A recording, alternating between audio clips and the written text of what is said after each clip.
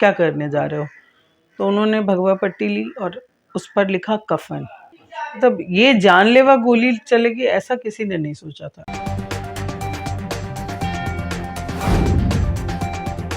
नमस्कार, lead India news में आपका स्वागत है।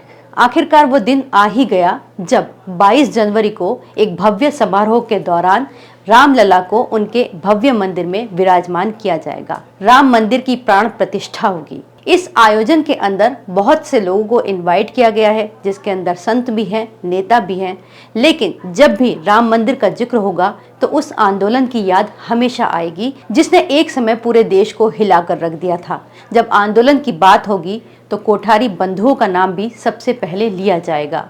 शरद और रामलाल कोठारी ये दो वो भाई थे जिन्होंने मस्जिद के ऊपर चढ़कर भगवा फहराया, और जब कार सेवकों के ऊपर गोली चलाई गई तो बलिदान देने वाले 5 कार सेवकों में ये 2 सगे भाई भी थे। कैसा था वो आंदोलन और पूरे देश से किस तरह कार सेवक कष्ट उठाकर अयोध्या पहुंचे, इसकी पूरी कहानी कोठारी बंधुओं की बहन पूर्णिमा कोठारी ने सुनाई। इस विषय पर लीड इंडिया संवाददाता सुभाष यादव ने उनसे विस्तृत बात की।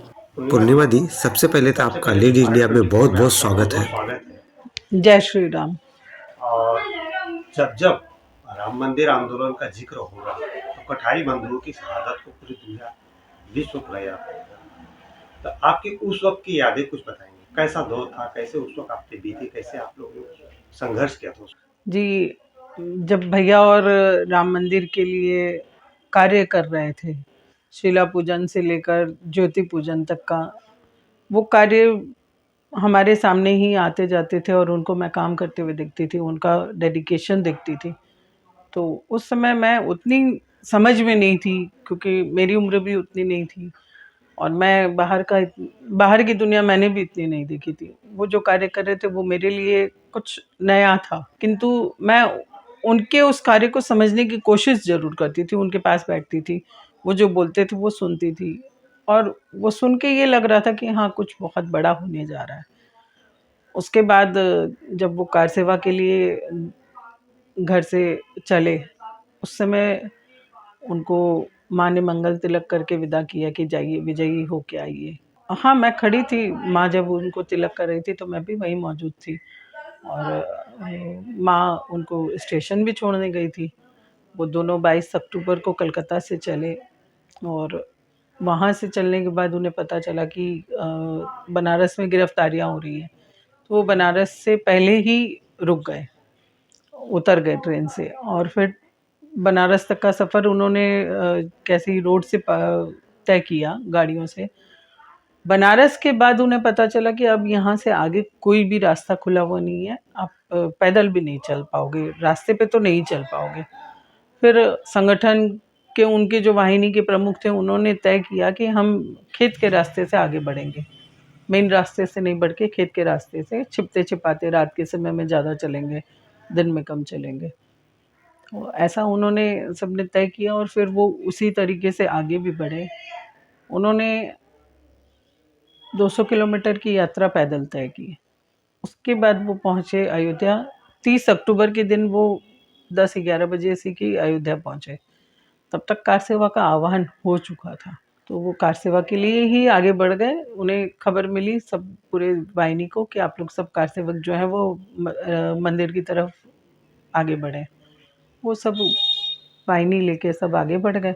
लगभग 5-6 प्रांतों के पीछे इनका जत्था था, तो ये अपने अपने लाइन पर थे, सब अपने अपने हिसाब से चल रहे थे। उसी समय अशोक जी सिंघल को लाठी लगी, उन्हें पुलिस गिरफ्तार करके ले जाने लगी, उनके सर से रक्त बह रहा था और ये सब देख के सारे कार सेवकों को एक अलग ही जोश आ गया। उसी जोश में मेरे दोनों भाई एकदम सामने वाले बैरिकेड में पहुंच गए, जो कम से कम हज़ारों लोगों के पीछे थे, वो एकदम से अचानक से आगे आ गए और फिर जब बैरिकेड टूटे और सब गुंबद की तरफ आगे बढ़े, मेरा छोटा वाला भाई सबसे पहले गुंबद पर चढ़ के उसी ने वहाँ पर भगवा फहराया था।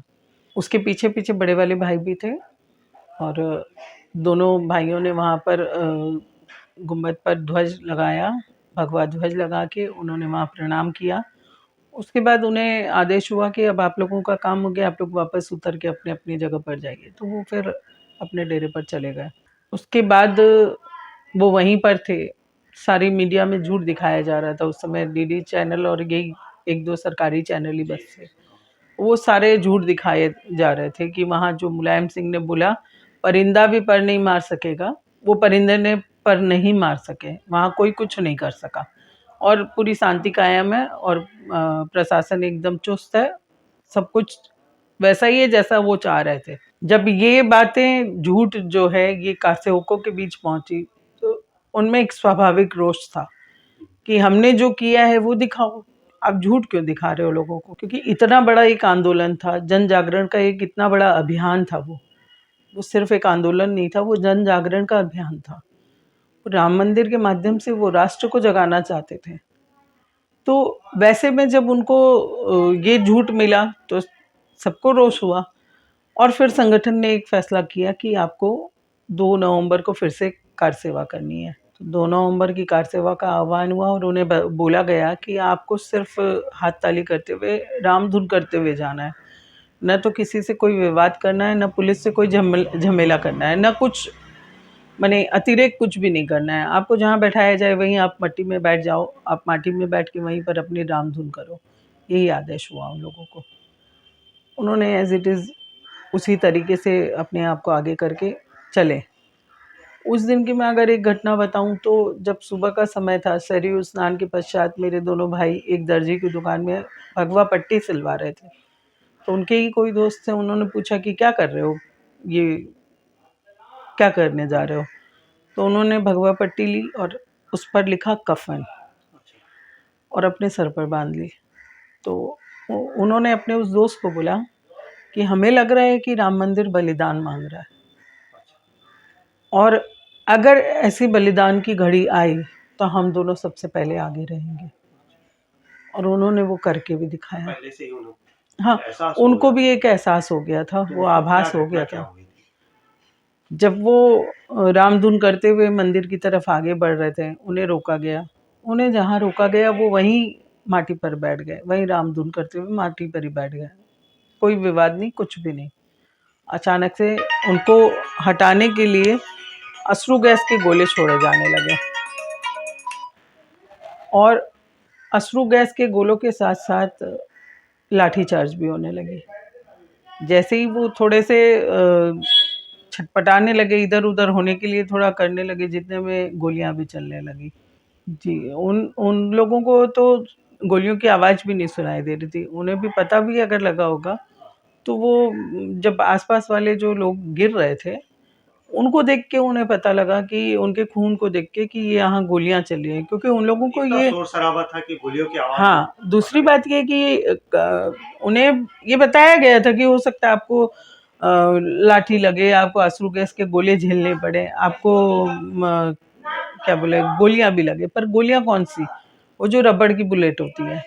मतलब ये जानलेवा गोली चलेगी ऐसा किसी ने नहीं सोचा था। वो एक होता है ना कि भाई आपको भीड़ को आपको कंट्रोल करना है, आपको तितर बितर करना है, आपको भीड़ को हटाना है, तो आप उस वक्त की गवर्नमेंट ने गोलीबारी के आदेश दे दिए। हाँ, और जब खून निकलने लगा लोगों का, लोग गिरने लगे, तब इन लोगों को समझ में आया कि ये वो रियल वाली गोलियां चल रही हैं। इस वीडियो को लाइक करें, हमारे चैनल को सब्सक्राइब करें। हमारे वीडियो सबसे पहले देखने के लिए बेल आइकन प्रेस करना ना भूलें।